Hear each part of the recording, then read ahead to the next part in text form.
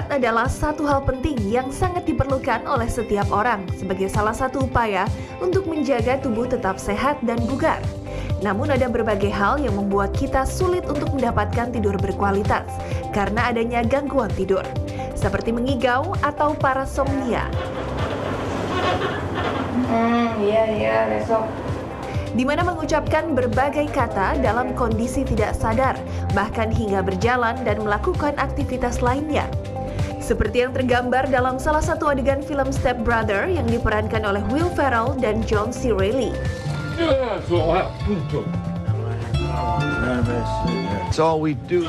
Di mana keduanya sering mengigau secara bersamaan dan melakukan adegan-adegan lucu. See, they're sleepwalking. Mengigau bisa terjadi pada siapapun, baik anak hingga dewasa, yang bisa dipicu oleh berbagai hal seperti stres atau depresi.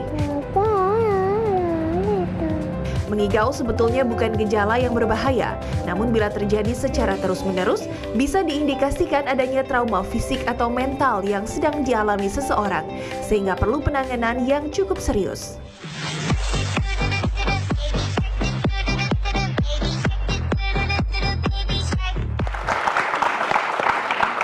Nah, tadi udah ada sedikit ya soal mengigo dan lucu ya, mengigo bisa sambil joget gitu. Shock lagi. Mengigo. Ini kita sudah undang Dr. Ziki Ziombana, seorang dokter spesialis saraf. Dok, ini tadi langsung aja kita mau lihat orang bisa, anak-anak itu bisa ngigo sambil joget. Itu gimana ceritanya tuh ya? Bohong kali ya? Enggak, bener sih ya. Bener ya. Jadi kalau kita bicara tentang ngigo itu kan suatu hal yang sebenarnya bisa dibilang normal, bisa dibilang nggak normal. Tergantung. Ada jadi gini, ngigo itu kan jadi apa dia bicara bisa jelas atau bisa tidak. Tapi ada itu semua involuntar, artinya dalam keadaan tidak sadar. Dan bisa juga terjadi di situ bukan hanya bicara tapi terjadi pergerakan. Nah, bentar nih, ngomong-ngomong soal ngigo nih, sebelum lanjut ngomong soal ngigo ya, takutnya nih orang semua belum tentu sama nih persepsinya, Dok, mengenai ngigo. Ya, coba di antara penonton, aku mau nanya, menurut kalian ngigo itu apa artinya? Apa ngigo itu mesti harus, ngigo tuh harus ngomong atau mungkin ngigo lu bro gitu? Ngigo tuh gimana coba? Kalau ngigo sih sebenarnya sih nggak sadar ya, namanya kan dari tidur itu kan. Mungkin dari mimpi, nah terus yang pasti sih nggak tahu sih, nggak sadar intinya. Pernah gitu ngigo? Pernah ngigo sih. Tapi pernah kata ngigo? orang tua sih pernah katanya. Kata orang tua pernah ngigo ya? Iya. Umur berapa waktu itu? Umur nggak setiap hari juga sih, paling kayak waktu masih SMP gitu, SD pernah ngigo. Sampai jalan gitu? Enggak sih, nggak sampai jalan. Jadi paling ngigo kayak ngucapin kata-kata gitu misalnya, ngomongin apa gitu. Kayak gitu sih paling ngigo. Oke. Thank you udah bagi pengalaman ya. Ada yang punya pengalaman ini sampai jalan waktu lagi tidur, pernah nggak? Nah coba, pernah nggak waktu itu ngigo sampai jalan mungkin? Atau mungkin malah membocorkan rahasia mungkin ya? Ada kan yang gitu tuh? Nggak pernah. Nggak pernah? Nggak. Oh ya, jadi nggak pernah ngigo ya? Nggak tahu. Nggak tahu juga. Ini mungkin nggak sadar kan yang tersila. Kalau Mbak Intan sendiri, Mbak, mungkin ada pengalaman soal ngigo. Nah, sama nih kayak yang lainnya nggak tahu gitu. Kayak cuman aku bukan mungkin kalau tanya ngigo atau enggak tanya pasangan aku ya, cuma aku pernah kalau tidur itu tiba-tiba kayak yang terbangun dan kayak aku teriak gitu. Gitu. Itu apakah itu ngigo juga atau gimana nih, Dok nih? kalau ngigo itu jadi dia biasanya ya dia nggak sampai terbangun ya. Dia tetap dalam keadaan tertidur. Jadi sebenarnya kalau kita bicara ngigo ini nih ada banyak ya. Ini suatu gangguan tidur yang tadinya masih dalam gangguan tidur kita sebut namanya judul besar adalah parasomnia. Ya. Tapi memang terakhir-terakhir ini kalau nggak salah ngigo itu udah keluar dari kriteria tersebut. Tapi di sini masih masuk yang namanya tidur berjalan ya. Atau ada yang mimpi buruk segala macam yang night terror itu masih masuk ya. Nah, yang jadi khas di sini ngigo itu memang kalau ditanya sama orangnya susah. Karena kan nggak sadar. Kayak tadi itu ya, nggak tahu sebenarnya. Mungkin juga pernah, tapi nggak tahu aja gitu ya. Makanya ketawa-tawa kan. Atau nggak mau Nah, itu yang bikin masyarakat penasaran itu sebenarnya apa sih yang terjadi dan kenapa sebenarnya manusia ini bisa mengalami ngigo itu dan kenapa dia nggak sadar gitu loh, Dok. Jadi ngigo ini masih dibilang normal kalau memang terjadi pada usia anak-anak, ya kan? Usia anak-anak ya? Usia anak-anak. Tapi beranjak dewasa, si ngigo ini frekuensinya cenderung berkurang, ya. Dan di literatur dibilang ternyata hanya sekitar 4% orang dewasa yang masih mengigau. Dan itu biasanya familial, artinya ada misalnya ibunya pernah ngigo, biasanya anaknya nurunin, seperti itulah. Jadi ada faktor keturunan. Genetik. Bukan saling menjawab ya. Jadi sebenarnya belum tidur tuh anak yang ngejawabin aja ibunya lagi ngigo gitu. Memang ngigo itu kalau dia nyanyi atau dia apa gitu wajar. Harusnya apa dia memang nggak jelas atau memang dia nyanyi atau mungkin dia ngomong sesuatu yang jelas sekali itu atau gimana? Jadi ngigo ini nggak terkait dengan artikulasi. Memang bisa artikulasinya baik. Jadi ada kata-kata yang jelas bisa ditangkap. Ada yang cuma kayak orang bergumam doang, gitu kan ya itu. Tapi emang ini suatu hal yang kalau memang sudah dewasa. Kita harus pikirkan ini suatu gangguan, ada gangguan di belakang ngigo ini. Ya, jadi ketika ada orang ngigo benar-benar harus kita cari apa sih masalahnya, jangan malah ditanya ayo yang keluar nomor berapa ya gitu aja. Sekalian. Oke. Jadi kalau anak-anak masih wajar, tapi kalau udah orang dewasa ini harus dicari ya, harus kenapa dicari, ya? ada apa. Oh iya. Oke, jadi ngigo ataupun tidur berjalan itu sebenarnya ini ada masalah kejiwaan nggak sih? Sebenarnya ini tuh masalah medis atau masalah mistis? Oke, untuk tahu lebih lanjutnya lagi, langsung saja kita invite, sudah ada Dr. Iman Firmansyah, yaitu seorang psikiater. Halo dok. Siang dok. Siang. Nah, dok, tadi ini mengenai masalah mistis, kadang-kadang orang tuh mikir bahwa ini jangan-jangan diguna-guna. Ya, jadi memang kita akan bahas masalah tadi ya parasomnia atau mengigau. Mengigau itu memang bicara pada saat sambil tidur dan memang otak itu suatu hal yang sangat hebat sekali di mana di situ bekerja masalah gelombang otak, fungsi otak, zat-zatnya semua ada di sana. Pada saat orang bicara pada saat tertidur, kita tidak tahu ini berasal dari mana. Apa yang dikeluarkan kata-kata kita tidak tahu. Dia bisa monolog, bisa dia bicara sendiri, bisa yang katanya kompleks atau ribet sekali dibicaranya, atau hanya bisa kayak bruxisting atau gemetuk gigi dan lain-lain. Itu semua itu tidak terdeteksi dari mana berasalnya. Jadi kalau nggak tahu dari mana, bukan berarti mistis nih. Apakah itu mistis? Penjelasannya adalah, misalnya anak-anak. Ini paling banyak tadi yang kata Dokter Ziggy, paling banyak memang anak-anak. Anak-anak itu kenapa anak-anak sering mengigau? Hampir mungkin 50% anak-anak itu mengigau. Pertama adalah karena biasa kelelahan. Siangnya berbanyak bermain, bercanda, dan lain-lain, dan sambil tertidur. Yang kedua, mungkin dia mendapatkan suatu pengalaman yang sangat menyenangkan pada saat siang hari, dia terbawa saat tidur, alam bawah sadar, dia langsung terbuka, terucap gitu pada saat tertidur. Euforia gitu kan? Iya, euforia menyenangkan dan lain-lain. Dan itu bisa dijelaskan secara ilmiah, bukan hanya masalah apakah ini alam gaib atau tidak. Kecuali, ada kecualinya, ada masalah psikis, ada gangguan jiwa, ada halusinasi, ada psikotik, dan lain-lain. Ini kita ada bicara atau masalah yang psikotik atau non-psikotik, seperti itu. Dan kalau yang non-psikotik, alasannya seperti itu. Atau ada masalah kecemasan yang pada saat siang hari, yang tidak terselesaikan masalahnya, di bawah tertidur. Pada saat dia tertidur itu selalu terbawa-bawa, apa yang diucapkan. Jadi, tapi jangan berharap, kita akan nanya, misalnya istri nanya suaminya, kamu selingkuh ya? Kamu selingkuh sama siapa? Tidak bisa ditanya itu, karena ini tidak bisa keluar dari mana jawaban itu. Dia akan bicara apa saja, seperti itu. Jadi mengenai tadi itu ya, banyak orang yang beranggapan bahwa orang yang punya gangguan sering ngigau ini, dia sebenarnya punya masalah kejiwaan, dok. Mitos atau fakta ini? Bisa mitos, bisa fakta, bisa dua-duanya gitu. Maksud saya adalah gini, pada saat dia ada masalah yang lain, mengigau, atau ada masalah kondisi medis umum, misalnya ada demam yang tinggi, itu bisa mengigau. Atau ada masalah penurunan kesadaran atau perubahan kesadaran. Kalau kita lihat orang yang koma, dia akan menceracau, mengigau, dan lain-lain. Itu berarti kan terlepas ada masalah mitos, itu adalah fakta bahwa itu adalah gangguan secara kondisi medis umum. Atau ada kondisi psikologisnya yang depresi berat, yang niatnya ingin menyudahi hidup, ingin bunuh diri, dan lain-lain. Dia biasanya akan mengigau kehampaan dirinya, kekosongan dirinya, dan lain. Jadi itu bisa dijelaskan. Ada juga yang mengatakan stres penyebab ngigau. Berarti betul itu, dok ya? Ya, jadi stres, kayak misalnya stres itu kan kecemasan yang meningkat. Kecemasan meningkat, itu kan dikeluarkan dari bagian tubuh itu ada namanya kortisol. Jadi itu bagian dari yang mengeluarkan hormon-hormon stres tuh. Makin kita banyak berpikir, makin banyak terjaga, makin kita makin sibuk tuh bisa stres tuh. Dan biasanya dia akan lebih banyak mengigo tuh. Dok, makanya jangan terlalu sibuk. Ngomong soal ngigo, kadang-kadang ada juga ngigo yang sambil tidur tuh sambil jalan. Terus yang hebatnya itu, dia sambil jalan tuh nggak nabrak apa-apa. Itu gimana dok? Itu kayak di film horor loh Mbak Intan, tau nggak? Film-film horor kan gitu-gitu ya, naik sepeda gitu kan, terus kan anak-anak kecil, bunyi-bunyi lonceng, terus dia naik kecil. Iya itu yang semakin masyarakat mungkin ngebuat masyarakat berpikir ini nih kayaknya mistis nih. Ya, itu istilahnya somnambulisme. Kalau tadi apa namanya mengigo itu somniloquy. Jadi ada istilahnya. Jadi kalau ada istilahnya berarti kan sudah diakui secara medis. Gitu. Berarti ada diakui. Somnambulisme ini memang tadi disebutkan. Tadi saya dengar ada yang bilang saya mengigo tapi saya nggak tahu apa yang diigoin, apa yang saya bicarakan. Itu memang terjadi. Baik mengigau maupun sleepwalking atau berjalan sambil tidur, dia sesaat setelah dibangunkan dia akan amnesia. Amnesia apa yang telah dilakukan, dia nggak tahu apa yang dilakukan.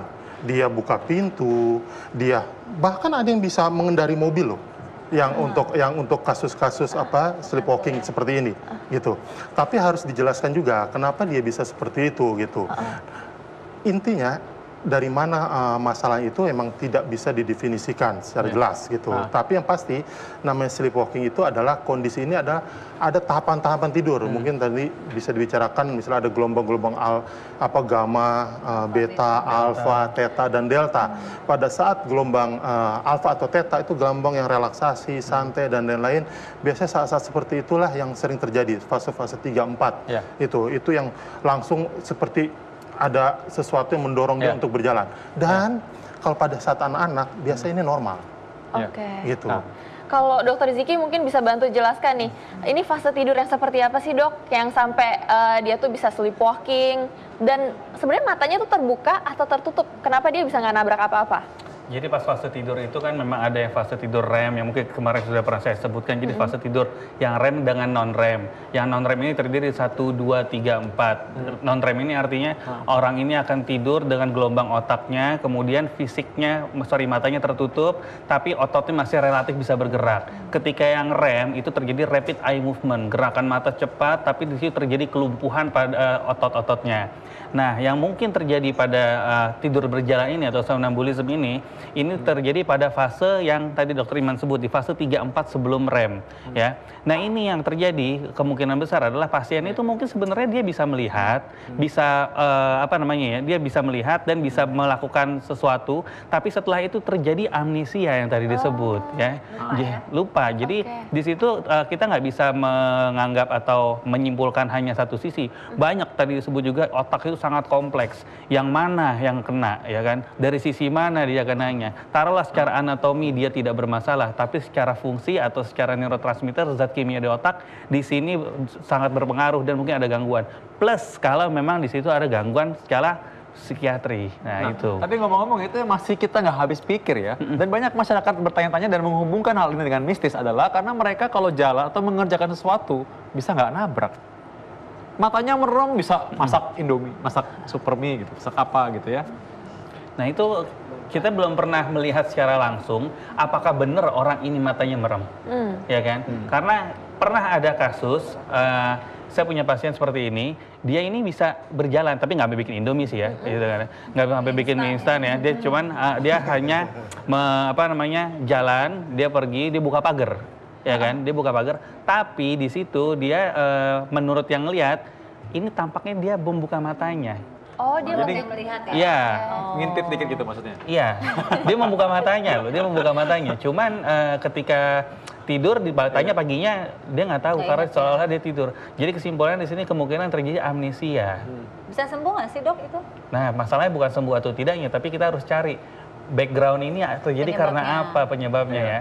Karena selain masalah psikiatri tadi, sangat mungkin pada pasien-pasien yang gangguan tidur seperti ini, kalau dari segi sarafnya mungkin terjadi gangguan demensia ya, atau pikun yang luar biasa bisa jadi, atau bisa juga terjadi gangguan pada penggunaan obat-obatan yang diputus atau efek samping obat, misalnya obat-obatan Parkinson masih mungkin, ya kan? Atau stadium-stadium lanjut atau stadium tertentu dari penyakit Parkinson masih mungkin. Oke. Nah, lagi nih, kalau dari Dokter Iman pasti mungkin punya pengalaman orang yang datang dengan keluhan seperti ini.